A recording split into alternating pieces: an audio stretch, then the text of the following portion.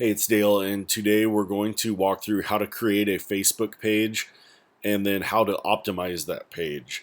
So if you look here, the place to go to start a new page is facebook.com/pages/create. It'll bring you to this particular site, and you have six options, but really we're going to focus on three, and it would be these three. The one that most clients are going to use, probably 99% of them, would be right here: local business or place. Company, organization, or institute means big companies. So if like Coca-Cola has a national Facebook page, it would be here. Walmart's national page, it would be here. And then artists, bands, or public figures would be here. So celebrities, news people, stuff like that. The rest of these are more fan pages than anything. So I'm going to go ahead and do a local business or place because that's the majority of what we do. And the first thing to do is select the category. So we're going to create a fake textbook store for our university here. So I'm going to go right here to bookstore, and I'm going to call this fake bookstore. And the address is really important because this is where the map is going to find it. So if you want people to check into your location, you need to have the accurate map listing. So I'm just going to put the generic school here, and we're just going to do to get started.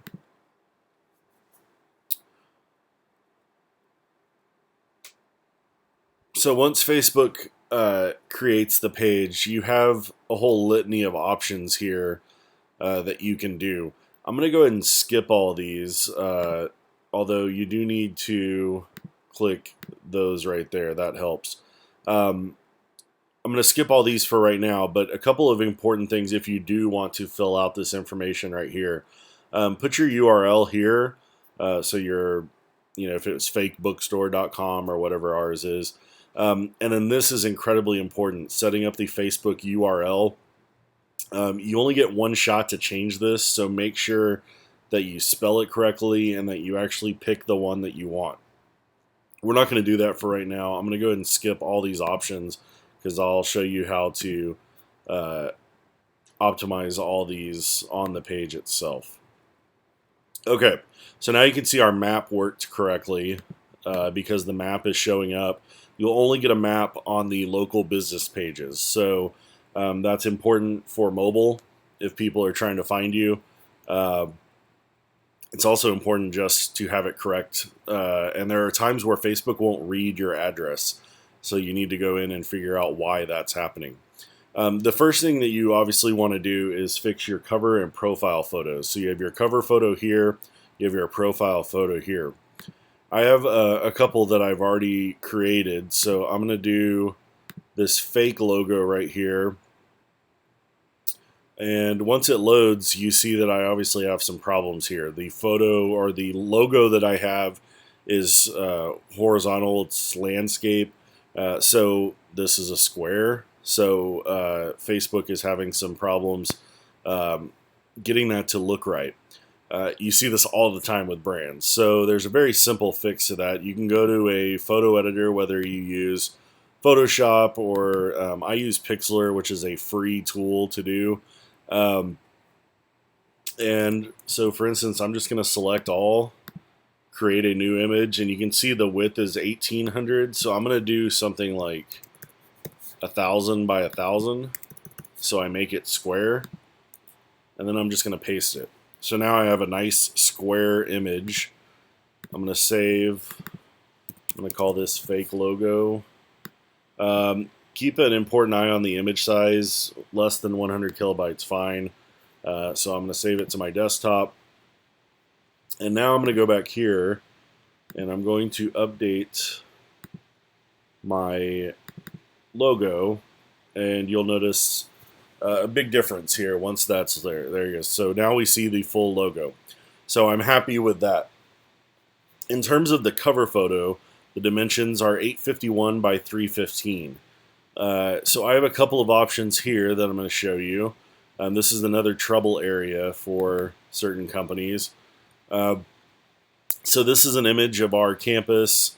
You can drag up and drag over I'm going to drag that up, but if you notice, it's pixelated. It's quite pixelated. So if I wanted to go ahead and save that, you know, I'm going to close this, sorry. That doesn't look good.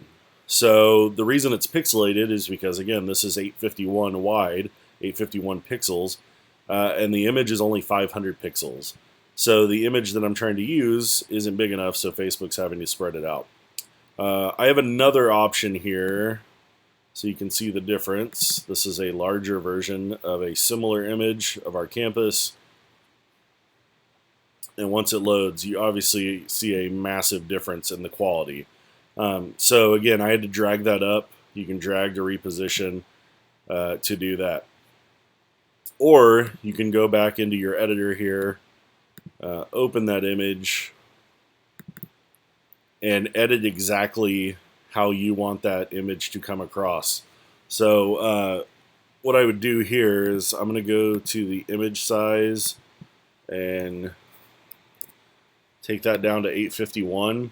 So you can see I'm still 851 by 479. Now there are a couple of ways you can do this in Pixlr in particular. You can go to the canvas size here, and you want to anchor that in the center and change this to 315. So it picks it for you. I'm going to undo there. Or I can copy everything, create a new image, do 315, and then I can, by using the arrow tool here, I can scroll up, reposition, and find the exact angle I want, as long as I have space on the image. So I like it right there.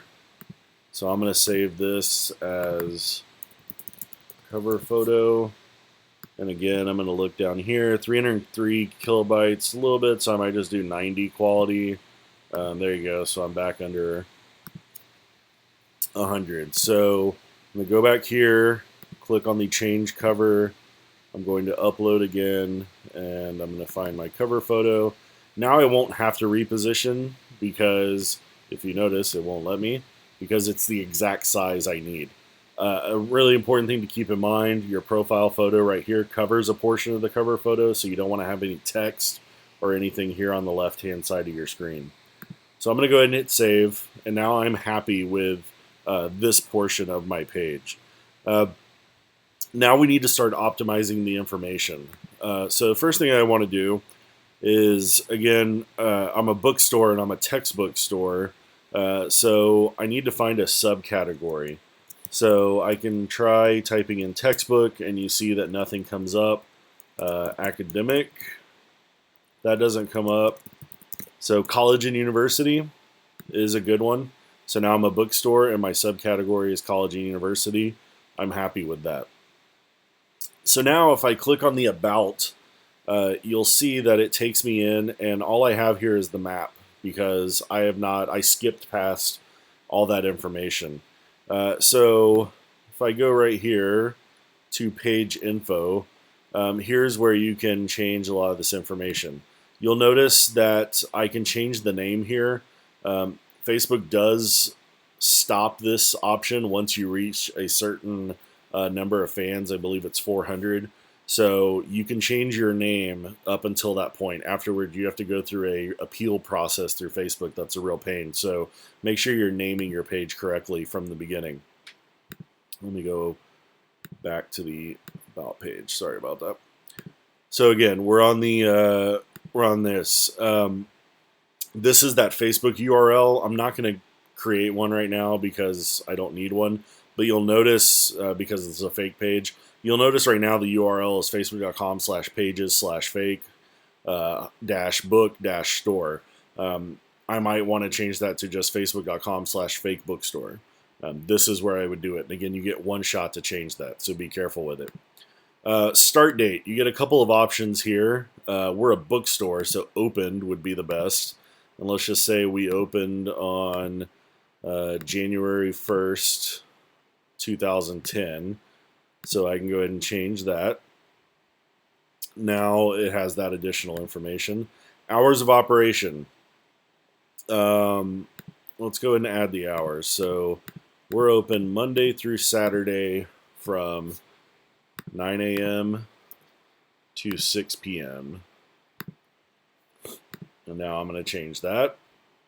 So you can see where this would help with mobile. If people are checking in on their phone, they get the map and it tells them whether you're open or not right there. Release date, that doesn't apply. Short description. You have a couple of options here for descriptions, and you want to go ahead and fill both of them out. Short description, I would put something like fake bookstore sells textbooks for students at Texas State University. Now I'm going to go ahead and save that. And then the impressum is legal descriptions, which we don't have any legal descriptions. So for the long, I'm just going to copy that over, and then I might expand here. We have a wide range of textbooks and also sell merchandise like shirts, hats, jackets, sweaters, and other stuff. That's a horrible description. You get the idea. Keep going. So you have a longer description here.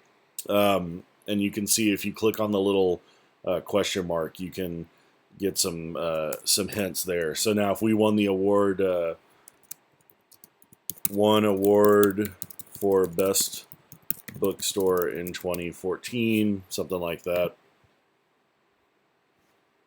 So once I hit save there, price range, you don't have to enter anything here.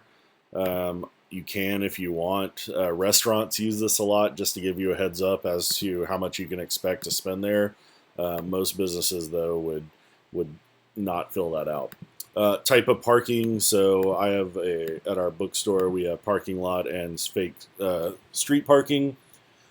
I've already entered in the phone number. Enter an email address. This is a public email address that people can see here. So if you have a social email account or a info@ account, this would be a good place to put that. It will be visible.